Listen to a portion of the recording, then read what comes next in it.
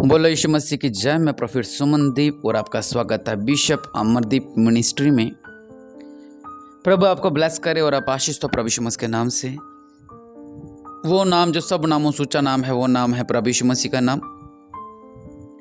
प्रभु यीशु मसीह आपके जीवन में मजबूत करे और आप आशीष तो प्रभु यीशु मसीह के नाम से। इस सुंदर दिन के लिए हम प्रभु यीशु मसीह का धन्यवाद देते हैं। लाखों लोग आज का दिन नहीं देख पाए, लेकिन परमेश्वर का अनुग्रह और कृपा हम पर हुई है कि हम आज का दिन देख पाए हैं। हालेलुया।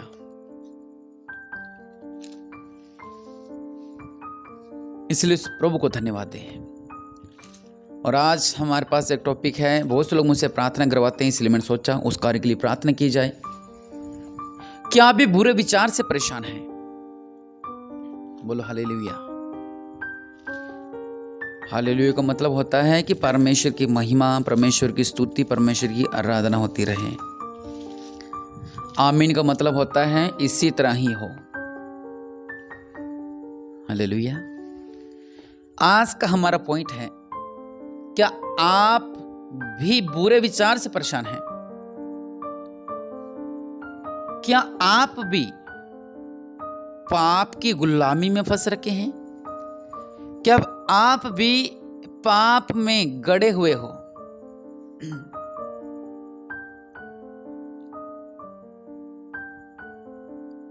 लेकिन बुरे विचार हमारे मन में नहीं आने चाहिए कभी भी। जब हम शैतान की गुलामी में होते हैं तब हमारे मन में बुरे विचार आते हैं।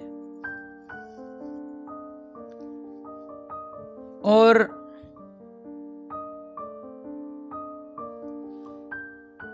बुरे विचार दो तरह के होते हैं। एक तो होता है रात को डर लगता है, लोगों को बुरे बुरे विचार आते हैं, ऐसा हो रहा है ऐसा। मैं उनकी बात नहीं कर रहा हूं। मैं बात कर रहा हूं व्यभिचार की, बुरा देखने की, आपके मन में पाप की मैं बात कर रहा हूं। हालेलुया। कि आप भी पाप की गुलामी में हो? क्या आपका मन भी पाप से बाहर नहीं निकलता? एक दिन हमारे मोहल्ले में एक बहन आई और किसी तांत्रिक के पास आई हुई थी। उसके जो भाई थे, उसको जो बेटे थे, वो मेरे कुछ फ्रेंड में थे। और वो बता रहे थे कि हमारे पास ऐसी लेडीज़ आई। वो बता रही थी कि यह आदमी 24 घंटे गलत जगह पर बैठा रहता है और वहाँ पर व्यभिचार करता है। ये महीना घर नहीं आता। तो मैंने, तब हम छोटे थे, पूछा था, तो मैं सोचता था भी ऐसा कैसे हो सकता है कि अपने परिवार से दूर कैसे रह सकता है एक व्यक्ति, अपनी फैमिली से कैसे दूर रह सकता है। लेकिन आज मैं खुद देखता हूँ कि ऐसे परिवार जिनके पति और जिनकी पत्नियाँ अपने पति को छोड़कर किसी और के साथ रह रही हैं, ये वो अपनी पत्नी को छोड़कर किसी और के साथ रह रहे हैं।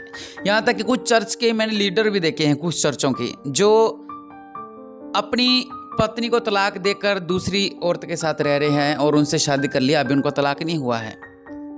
और अपने आप को बहुत दिखाते हैं कि हम बहुत आत्मिक हैं। मेरे आंखों के सामने कुछ हैं ऐसे नाम, लेकिन मैं ले नहीं सकता। वो अपने आप को दिखाते हैं ऐसा। नहीं, आपकी गलती नहीं है। आप वचन पढ़ रहे हो, आप प्रार्थना कर रहे हो। मान लो कि व्यक्ति है, आज वो वचन पढ़ रहा है, उसके बाद वो प्रार्थना करने लगा, उसमें पवित्र आत्मा आ गई, वो पवित्र आत्मा से भर गया। उसके बाद उसने किसी को देखा, किसी स्त्री को देखा, या स्त्री ने किसी आदमी को देखा, तो उसके मन में बुरे विचार आने लगे। इसका मतलब आप अभी भी शैतान के अधीन हो, क्योंकि पर शुद्ध मन होना चाहिए हमारा, शुद्ध मन। अगर आप पाप में थे तो परमेश्वर पापियों से प्यार करता है, मैं वो बात नहीं कर रहा। लेकिन प्रभु यीशु मसीह को जानने के बाद भी अगर आपके अंदर ऐसी बातें आती हैं, बहुत गलत है। आप पाप की गुलामी में जी रहे हो, पाप आपको खत्म कर देगा। जो आप में बने हैं, वचन कहता है जो परम प्रधान के छाए हुए स्थान में बैठा रहे वह सर्वशक्तिमान की छाया में ठिकाना पाएगा। ये आपके लिए लिखा है, अगर आप पूरा पढ़ सकते हैं, मैं पढ़ूंगा समय ज़्यादा लग जाएगा। कि यहोवा मेरा रक्षक है, यहोवा मुझे बहेलियों के जाल से बचाएगा, महामारी से बचाएगा, रात के भय से बचाएगा, तेरे निकट कोई नहीं आएगा। और बहुत से ऐसे आशीष वाली बातें लिखी हुई हैं। लेकिन अगर आपके मन में बुरे विचार आ रहे हैं, इसका मतलब आप अब भी शैतान के अधीन हो। जो परमेश्वर के स्थान में, जो परमेश्वर की हाथ के नीचे बने रहते हैं, वह तुझे अपने पंखों की आड़ में ले लेगा। परमेश्वर कह रहे हैं मैं उसको अपने पंखों की आड़ में ले लूंगा।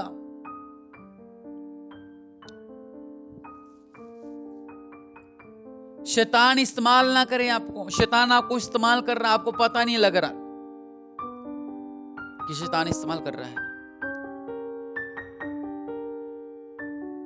आजकल मैं मेरे लड़के को ट्यूशन छोड़ने जाता हूं। वो एरिया एक रिहायशी एरिया है, वहां पर सारा यूथ है। आप मानो 10 किलोमीटर के दायरे के अंदर वापस सब यूथ है।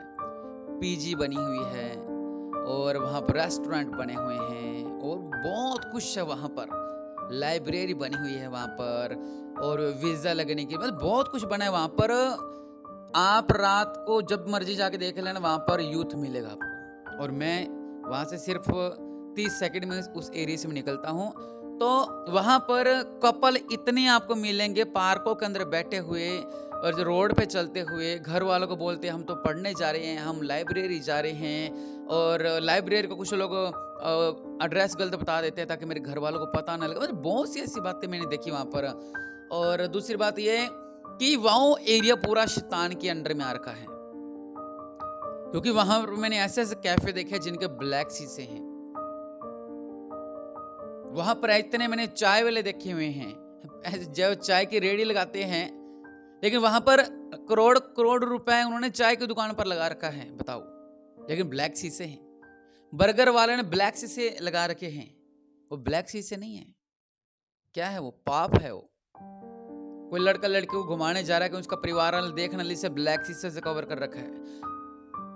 कोई लड़की किसी से वहां पर बात करने जा रही, ब्लैक शीशे रख रखे हैं।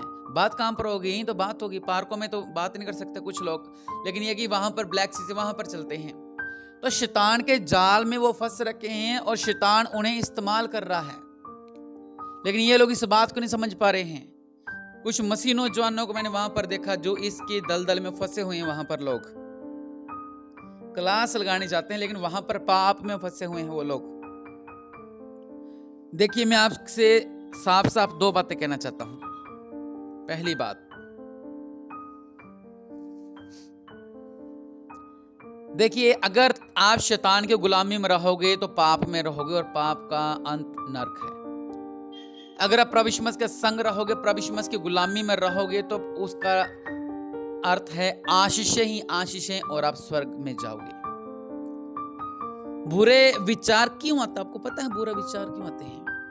बुरे विचार बुरा देखने से आते हैं।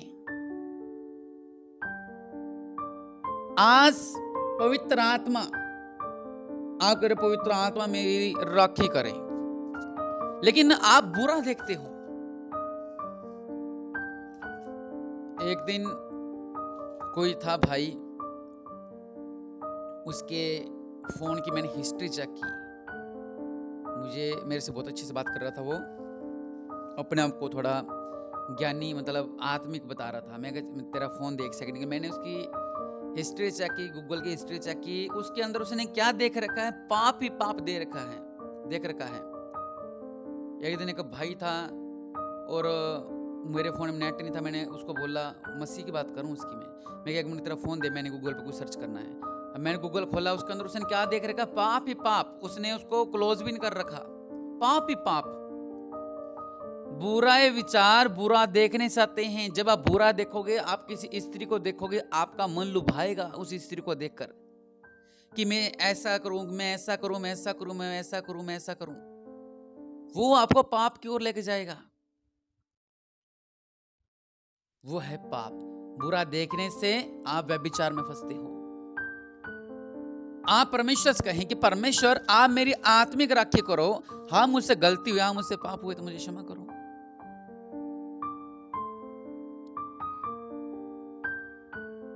प्रभु का वचन कहता है कि व्यभिचार के ख्याल आप अंदर खत्म करें। नहीं तो ये व्यभिचार आपको खत्म कर देगा। फिर से मैं 2 बातें आपसे कहना चाहता हूं। मैं चाहूं तो इस पर मैं 1 घंटा प्रचार कर सकता हूं, लेकिन कुछ लंबी प्रार्थनाएं जो लोग सुनते नहीं हैं, इसलिए मैं ये कार्य करता हूं। शॉर्ट में बताता हूं, शॉर्ट में आपको वचन समझाता हूं। आपसे 2 बातें कहना चाहता हूं मैं। पहली बात फिर से कह रहा हूं, एक रास्ता है नरक की ओर और एक रास्ता है स्वर्ग की ओर। पहला रास्ता है स्वर्ग की ओर। अगर आप प्रभु यीशु मसीह के संग हो और प्रभु यीशु मसीह की आराधना सुनते हो और प्रभु यीशु मसीह के वचन को पढ़ते हो, प्रभु यीशु मसीह की आराधना करते हो, प्रभु यीशु मसीह के वचन पढ़ते हो, प्रभु यीशु मसीह की संगति में रहते हो, हालेलुया जपते हो, 24 घंटे आप कार्य करते हो, तो परमेश्वर आपको ऊंचाइयों पर लेके जाएगा और आपके मन में पाप नहीं रहेगा। आप व्यभिचार की ओर नहीं भागोगे। ये कार्य अगर आप व्यभिचार में हो तो भी कार्य कर सकते हो ताकि आप व्यभिचार से बाहर निकल सको। लेकिन आप व्यभिचार में हो और आप गलत देखते हो, वो देखना ही आपको डुबो देगा आगे जाके, क्योंकि आगे आपका परिवार भी आपके साथ रहता है। आपने देखा होगा 5 साल की बच्ची का रेप, 7 साल की बच्ची का रेप, इतने छोटे छोटे बच्चों का। क्यों? वो बुरा देखते हैं, बुरा देखते और बुरा करते हैं। इसलिए अगर आप के लिए मैं 2 रास्ते बताए हैं मैंने, एक रास्ता परमेश्वर की ओर और एक रास्ता नरक की ओर। अगर आप व्यभिचार की तरह कर रहे हो, जैसे मैंने आपको बोला, तो आप नरक की ओर जा रहे हो। आज मैं आपके पापों की क्षमा के लिए मैं प्रभु के आगे विनती करूंगा। अगर आप बुरा देखते हो, साइट अलग अलग साइटें खोलकर, वैसे तो सरकार ने लगभग बंद कर रखी साइटें, क्योंकि सोशल मीडिया पर वीडियोस आती हैं कि सरकार ने बैन कर रखी है पोर्न साइटों को। और अगर आप फिर भी कैसे ना कैसे देख लेते हो, या आप पाप में डूबे हुए हो, व्यभिचार में डूबे हुए हो, तो आज आप प्रभु का घुटनों को टेकें कि हाँ परमेश्वर, मैंने पाप किए, लेकिन आज मुझे आजाद कर। मैं बुरा नहीं देखूंगा, सबके साथ संगति में रहूंगा, क्योंकि परमेश्वर मेरा शरण स्थान है। हालेलुया। मैं आपके लिए प्रार्थना करता हूं। दया करने वाले परमेश्वर, सर्वशक्तिमान अनुग्रहकारी परमेश्वर, राज्यों के राजा, प्रभु के प्रभु, मेरे पिता परमेश्वर, प्रभु जी आप महान है, आप सर्वशक्तिमान है, आप दयालु हैं।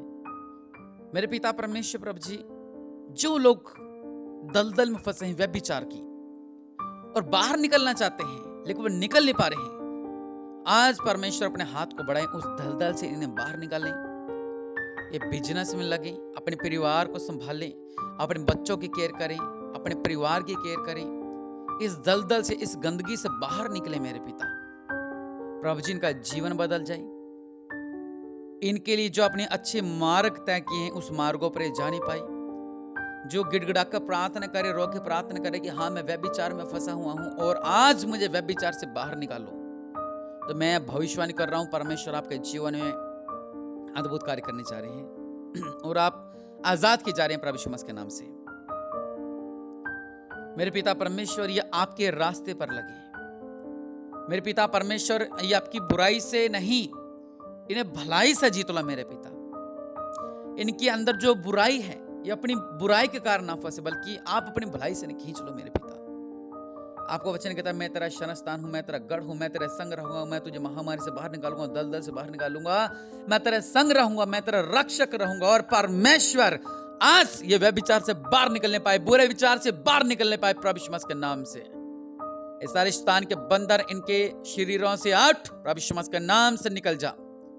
इनकी पत्नी, इनके बच्चे, इनकी बेटियां, इनके बेटे, इनके पति इन व्यभिचार के बंधनों से आजाद हो जाएं प्रभु यीशु मसीह के नाम से। सारी रुकावटें शैतान की मैं तोड़ता हूं प्रभु यीशु मसीह के नाम से। इनका जीवन में अद्भुत कार्य हो जाए, ये आशीष किए जाएं प्रभु यीशु मसीह के नाम से।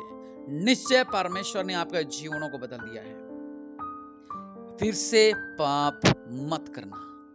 38 साल का रोगी था जो परमेश्वर का कहता फिर से पाप मत करना। और अब मैं आपसे कह रहा हूं, इस प्रार्थना के बाद अगर आपका मन करे पाप करने के लिए, बुरे विचार करने के लिए, तो घुटने टेक के प्रभु के आगे और विनती करे, परमेश्वर आपको क्षमा कर देंगे।